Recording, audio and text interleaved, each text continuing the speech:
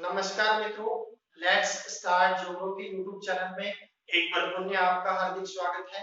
तो जनसंख्या के टॉपिक के अंदर आज हम पढ़ेंगे जनसंख्या वृद्धि, लिंगानुपात और साक्षरता। इससे पूर्व हमने क्या है जनसंख्या का वितरण और घनत्व पिछले वीडियो के अंदर अध्ययन कर लिया था, तो उसका लिंक इसके अंदर डिस्क्रिप्शन बॉक्स में दिया गया है। तो आप इसको यदि वॉच नहीं किया है तो आप इसको देख सकते हो। तो आज हम पढ़ते हैं यानी सर्वप्रथम पढ़ेंगे जनसंख्या वृद्धि। तो जनसंख्या वृद्धि के अंदर यदि हम आंकड़ों का विश्लेषण करें तो भारत में प्रथम जनगणना हुई थी 1872 में। तो उसमें भारत की जनसंख्या थी भाई कितनी 20.3 करोड़ जनसंख्या। और जब 1901 के अंदर जनसंख्या बढ़कर ये हो गई कितनी 23.84 करोड़ जनसंख्या 1901 में हो गई। तो यानी इस अवधि में मंत्र गति से जनसंख्या है वो यानी बढ़े थे।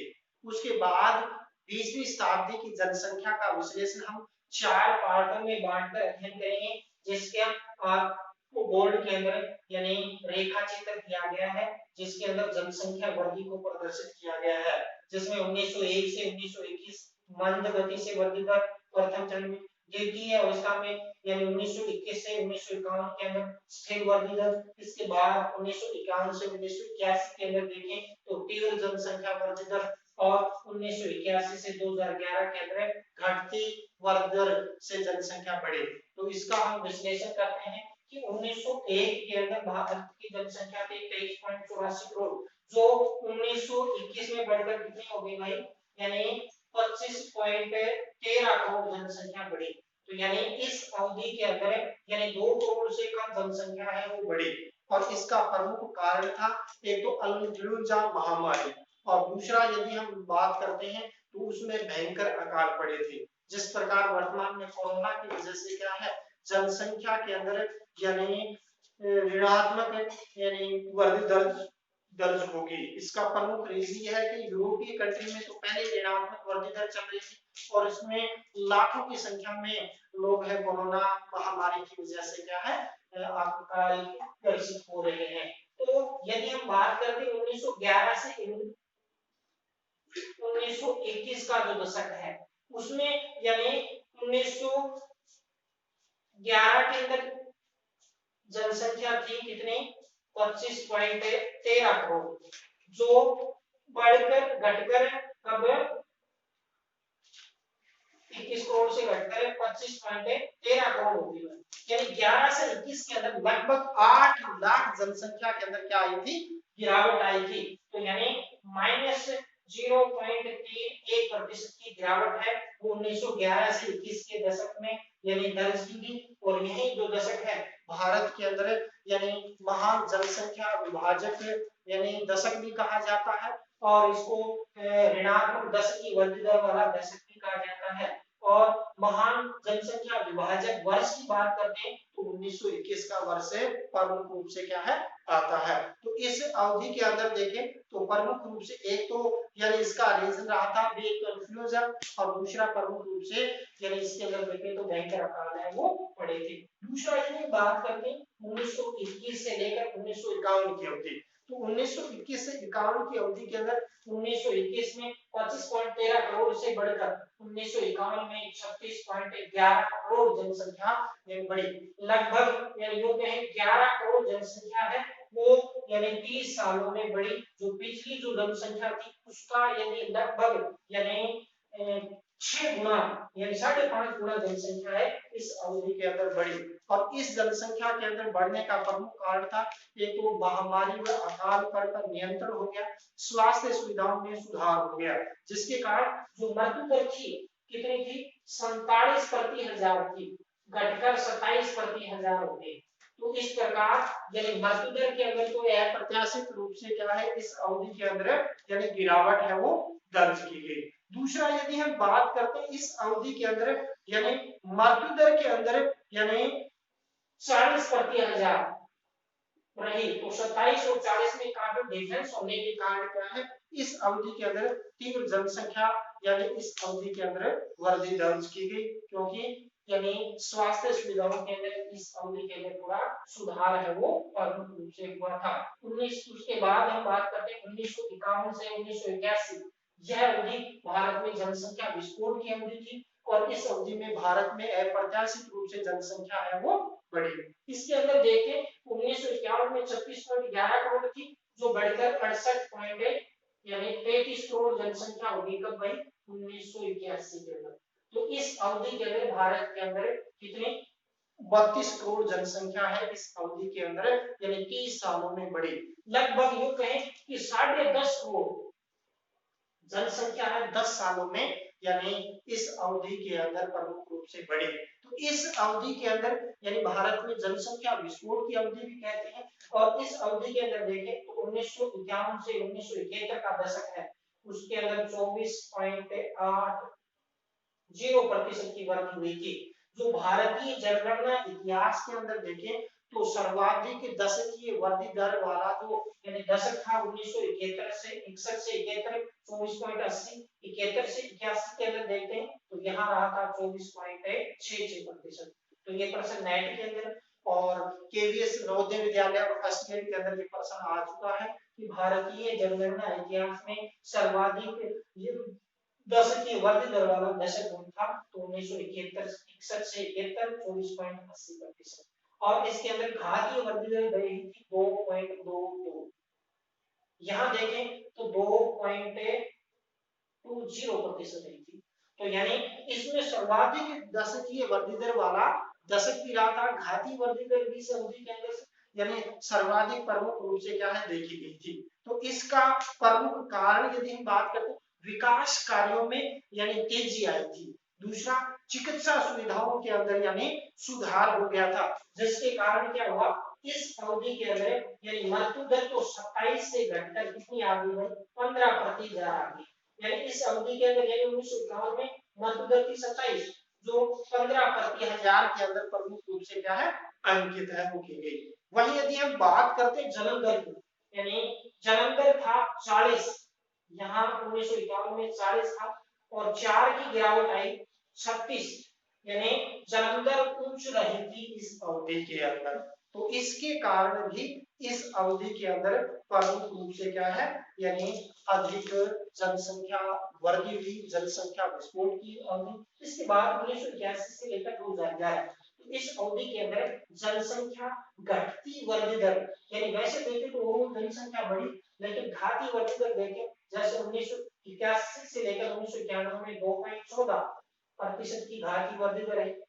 2011 में देखें तो 1.64 प्रति वर्ष की घाटी वृद्धि दर से यानी वृद्धि हुई थी। तो इस प्रकार देखें जनसंख्या के अंदर यानी धीरे धीरे गिरावट आई और इस गिरावट का यदि हम देखें प्रमुख कारण तो एक तो प्रमुख कारण था मृत्यु दर 15 से घटकर कितनी आ गई 7 आ गई। दूसरा यदि हम बात करते हैं जो जन्म दर थी वो 36 से घटकर कितनी आ गई भाई यानी 36 से घटकर 23% ज्यादा रही। तो इस प्रकार ये भी एक प्रमुख था। दूसरा शिक्षा के स्तर में सुधार हुआ। तीसरा यदि हम देखें तो एकल परिवार की पद्धति का प्रचलन है वो प्रमुख रूप से इसके अंदर हुआ। तो ये तो हो गया वो अपना क्या है भारत के अंदर यानी जनसंख्या वृद्धि। इसके अंदर अधिकतम और न्यूनतम का हम अध्ययन कर लेते हैं क्योंकि इसके बारे में प्रश्न पूछा जाता है। सर्वाधिक दशकीय वृद्धि दर वाले राज्यों की बात करते हैं मेघालय में 27.8%। दूसरा यदि हम बात करते हैं बिहार में 25.1%। तीसरा यदि हम दूसरा बात करते हैं अरुणाचल प्रदेश में यानी 55.9। तो यानी ये गहरे रंग से दर्शाए गए यानी आपका बिहार हो गया, अरुणाचल प्रदेश हो गया और मेघालय। तो सर्वाधिक मेघालय में 27.8, अरुणाचल प्रदेश में 25.2 और बिहार में 25.1% दर्ज की गई। वहीं न्यूनतम जनसंख्या वृद्धि दर वाले राज्यों में बात करते हैं भारत का एकमात्र राज्य था कौन सा नागालैंड, जहां ऋणात्मक वृद्धि दर रही -0.5% की यानी ऋणात्मक वृद्धि दर दर्ज की गई। और दूसरा ये भी कई एग्जाम में पूछा गया है। दूसरा केरल रहा था 4.9% और गोवा का 8.2% वृद्धि दर्ज की गई। वहीं यदि हम बात करते हैं केंद्र शासित प्रदेशों में सर्वाधिक दशकीय वृद्धि दर वाला जो केंद्र शासित प्रदेश था दादर नगर हवेली, कितना 55% वृद्धि इस अवधि के अंदर प्रमुख रूप से अंकित की गई। वही यदि न्यूनतम यानी दशकीय वृद्धि दर वाला केंद्र शासित प्रदेश की बात करते हैं तो लक्षद्वीप का स्थान आता है 6.3% है वो इस अवधि में अंकित की गई। ये भी इसका मोस्ट इंपोर्टेंट है कि भारतीय जनगणना इतिहास में कौन सा दशक यानी ऋणात्मक दशकीय वृद्धि दर वाला था 1911 से 21, सर्वाधिक दशकीय वृद्धि दर वाला 1961 से 71 24.80, ग्रामीण जनसंख्या भारत में पाई जाती है 68.84%, शहर में पाई जाती है 31.16%। तो ये तो गया ओवरऑल अपना यानी जनसंख्या वृद्धि। अब हम बात करते हैं भारत में लिंगानुपात। तो लिंगानुपात से तात्पर्य प्रति 1000 पुरुषों के बीच स्त्रियों की संख्या है। और भारत में देखिए तो इसके अंदर धीरे धीरे यानी वृद्धि हो रही है। भारत में लिंगानुपात देखिए 2011 के आंकड़ों के अनुसार 943 पाया जाता है। यदि हम पिछले यानी 1901 से इसकी तुलना करें तो भारत में लिंगानुपात के अंदर गिरावट आई है। देखिए हम पिछले जो लिंगानुपात है उनका विश्लेषण करते हैं। 1901 में भारत में लिंगानुपात था 965, 1911 में था 900 कितना भाई यानी 1911 में लिंगानुपात था 964। इसके बाद 1921 की अगर बात करते हैं 1921 में कितना था यानी 955 आ गया। उसके बाद यदि हम बात करते हैं 1931 के अंदर 950 आ गया।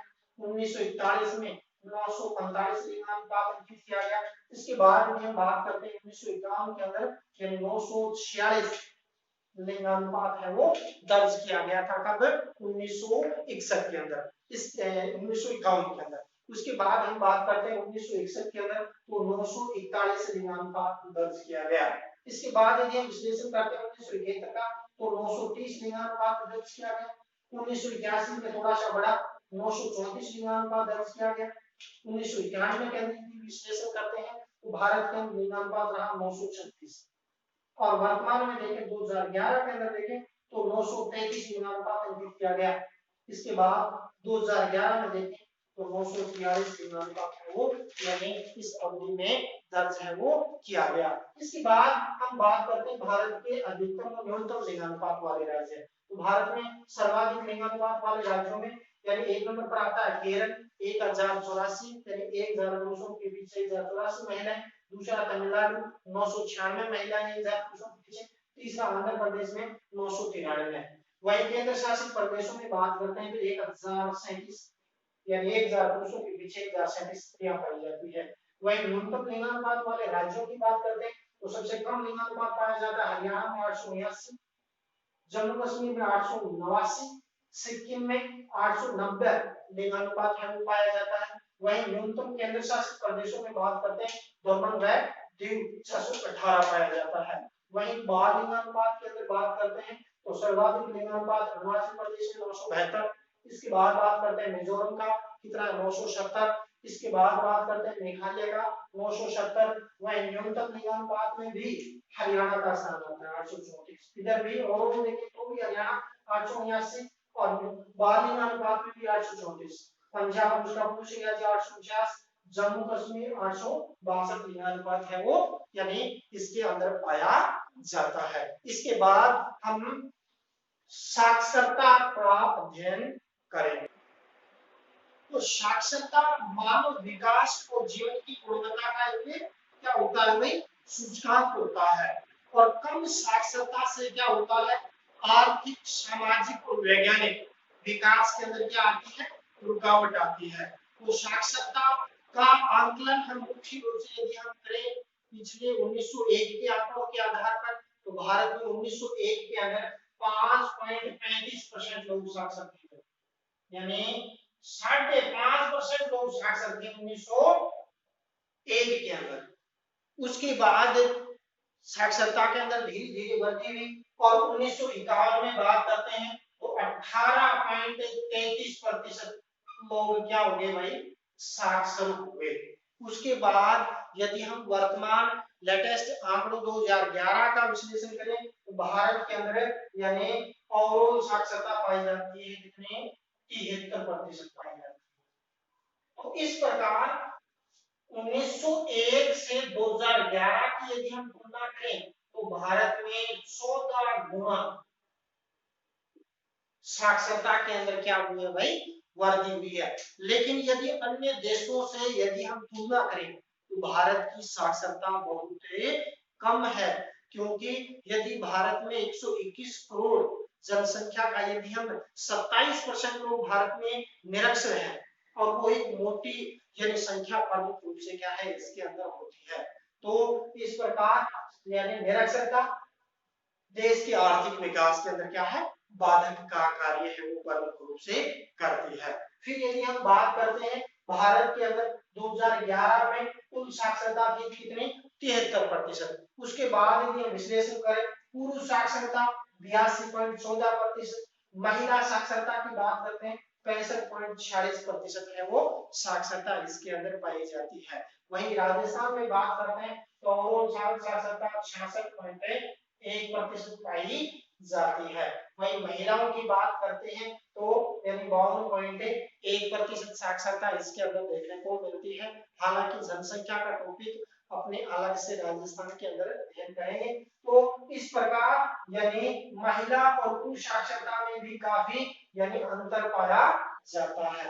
अब हम बात करते हैं कि भारत के अंदर एग्जामों में पूछा जाता है यानी अधिकतम साक्षरता वाले या न्यूनतम साक्षरता वाले यानी राज्यों या केंद्र शासित प्रदेशों के बारे में बताइए, तो कम से कम 3 आंकड़े तो आपको याद रखने हैं। तो टोटल के अंदर देखें यानी कुल साक्षरता में केरल अव्वल नंबर पर है, यानी कुल साक्षरता 94% लोग केरल के अंदर क्या है यानी साक्षर हैं।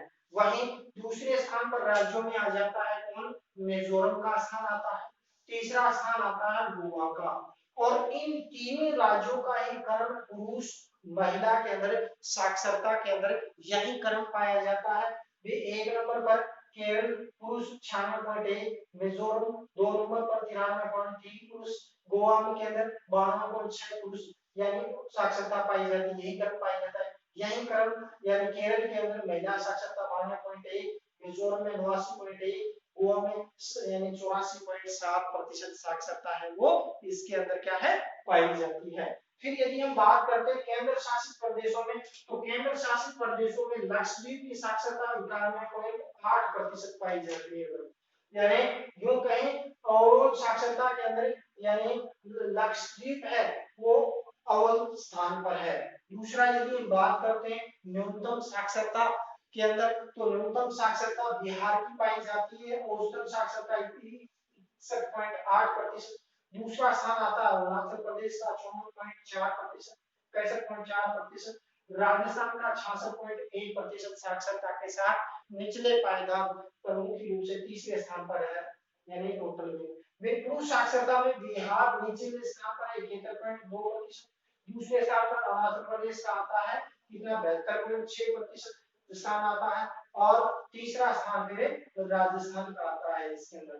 वहीं यदि हम महिलाओं के अंदर परिवर्तन होता है बिहार के अंदर 51.5% के साथ न्यूनतम साक्षरता, दूसरा राजस्थान का स्थान आता है अरुणाचल प्रदेश के चेंज हो जाता है, अरुणाचल प्रदेश का तीसरा चला जाता है, इसका दूसरा हो जाता है।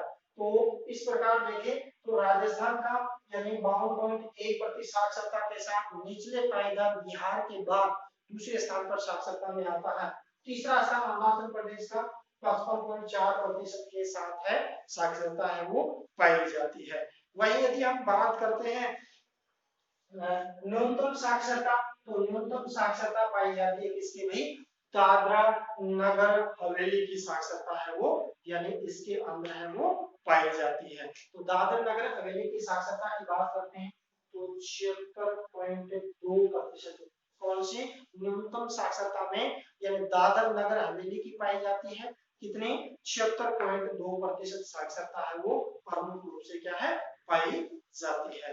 वहीं यदि हम बात करते हैं तो ये तो जाता है कौन यानी और यानी साक्षरता की बात होगी। इसके बाद हम थोड़ा सा डिस्कस कर लेते हैं कि ग्रामीण और नगरीय जनसंख्या। तो ग्रामीण और नगरीय जनसंख्या में देखें तो भारत में शहरी जनसंख्या पाई जाती है। 2011 के आंकड़ों के अनुसार देखें तो 31.16% लोग शहरों में निवास करते हैं।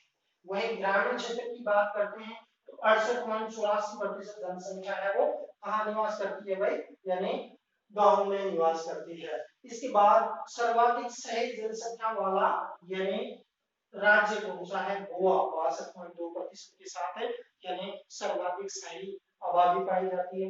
और न्यूनतम शहरी आबादी वाले राज्यों में बात करते हैं तो हिमाचल प्रदेश 10.04% आता है। एक बार यानी इसके अलावा नेट के अंदर क्वेश्चन पूछा जाता है भारत के महानगर, यानी भारत में 4 महानगर है, कौन सा, दिल्ली, बॉम्बे और इधर आपका आ जाता है कोलकाता और चेन्नई।